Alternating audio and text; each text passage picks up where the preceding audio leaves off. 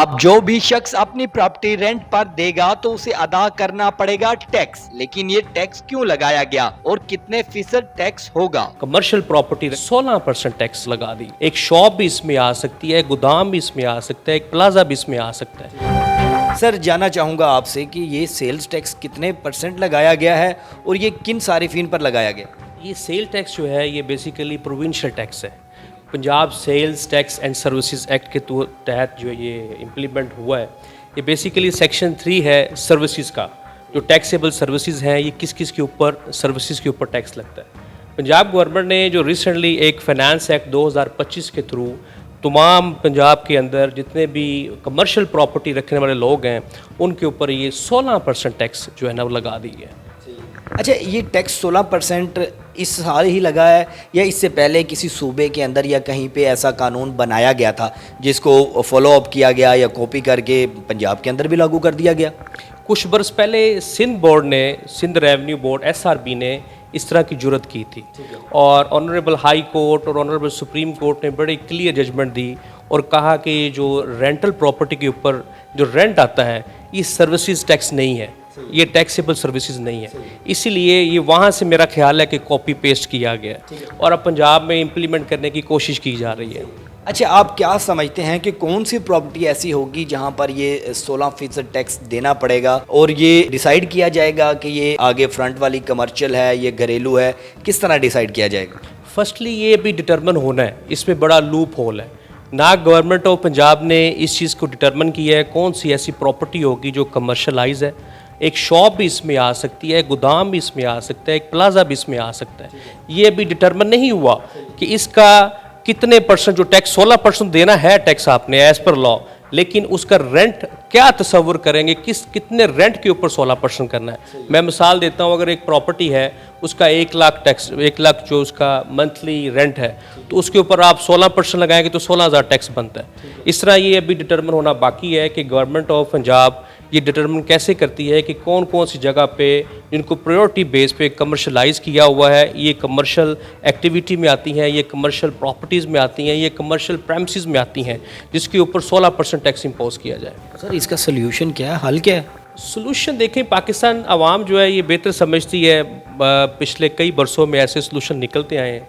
इसका सोल्यूशन यही है कि मिसाल के तौर पर अगर किसी प्रॉपर्टी का 1 लाख टैक्स है, वो उसने एज़ पर लॉ बैंक में जमा करवाना है लैंडलॉर्ड के, तो एक बैठ के वो एक ऑरल एग्रीमेंट कर लेंगे, कहेंगे जी हम तय करते हैं कि 40,000 टैक्स कर लेते हैं, 60,000 जो है ना वो आप कैश की सूरत में मुझसे ले लें, तो 40,000 के ऊपर जो 16% टैक्स बनेगा वो गवर्नमेंट ऑफ पंजाब को दे के ये काम कर सकते हैं।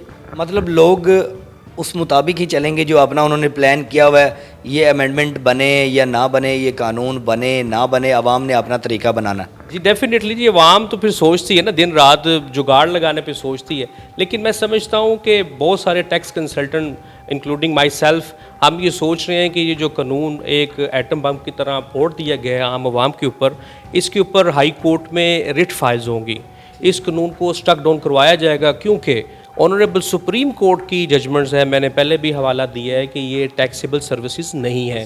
तो मेरे नाकिस सोच के मुताबिक बहुत जल्द अगर कोई नोटिस इशू होता है और इंशाल्लाह वो स्टक डाउन हो जाएगा। हर चीज़ पे तो हुकूमत टैक्स लगाई जा रही है, आवाम के लिए क्या सोचा जा रहा है? एक किरायादार अब अपना निज़ाम ज़िंदगी चलाने के लिए अपना मकान, अपनी प्रॉपर्टी, अपना कमर्शियल जगह देता है ताकि वो एक अच्छी ज़िंदगी गुजार सके, उसी में भी उसने टैक्स देना है, तो फिर ये किस तरह निज़ाम चलेगा?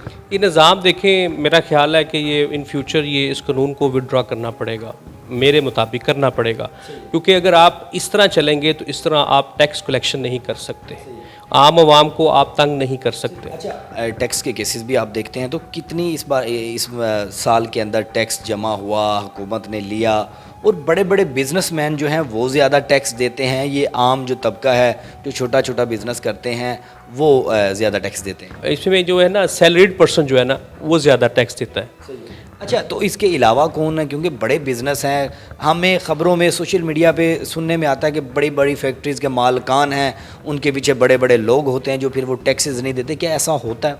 बिल्कुल जी, टैक्स एवेजन होती है पाकिस्तान में, ये मुझे आज कहना पड़ेगा आपके तवज्जो से, टैक्स एवेजन होती है और टैक्स एवेजन कराई भी जाती है। क्योंकि कौन करवाता है सर? بس سر اب یہ میرا خیال ہے کہ بہتر ہے آڈینس سن بھی رہی ہے دیکھ بھی رہی ہے کہ کون کرواتا ہے. بیسیکلی قانون کا پتہ ہونا جس کو پتہ ہے وہی ٹیکس ایویژن کرواتا ہے, اور جب آپ ٹیکس ایویژن کرتے ہیں تو عام ٹیکس پیئر کو ہی ریلیف ملتا ہے. لیکن یہ جو چھوٹے طبقہ ہے جو آپ کہہ رہے ہیں سیلریڈ پرسن ہے, یہ تو بیسیکلی جب سیلری آنی ہے ٹیکس ڈیڈکشن ہو جانی ہے. جتنے بھی بزنس مین ہیں یہ بیسیکلی یہ سر جوڑ کے بیٹھتے ہیں کہاں سے ہمیں ٹیکس ریلیف ملے گا, اس کے اکارڈنگ ہی اپنی ریٹرنز فائل کرتے ہیں اور ٹیکس ایویژن کرتے ہیں. وکلاء کی جانب سے ریٹ بھی دائر کی جاتی ہے, تو آپ ٹیکس کے کیسز بھی دیکھتے ہیں, تو یہ کیس کیا عوام کے مطابق ہے نہیں ہے, تو کیا کوئی وکیل ریٹ دائر کرے گا, عوام کا سوچے گا؟ جی بالکل, انشاءاللہ ہم کوشش کر رہے ہیں اس کے اوپر. کوئی نہ کوئی انشاءاللہ کوئی نہ کوئی دوست, کوئی لا کنسلٹنٹ جو ہے لیگل کنسلٹنٹ ہے وہ ضرور ریٹ فائل کرے گا انشاءاللہ. تو عوام کو بینیفٹ ہوگا؟ ضرور ہوگا جی.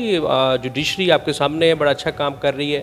میں نے جیسے پہلے بتایا ہے کہ honourable supreme court, honourable high court نے اس کے اوپر کلیئر ورڈکٹ دیا ہوا ہے کہ یہ ٹیکسیبل سروسز نہیں ہے, آپ نہیں لے سکتے. تو اسی کو انشاءاللہ فالو کیا جائے گا اور ہائی کورٹ سے بھی یہی ریلیف ملے گا.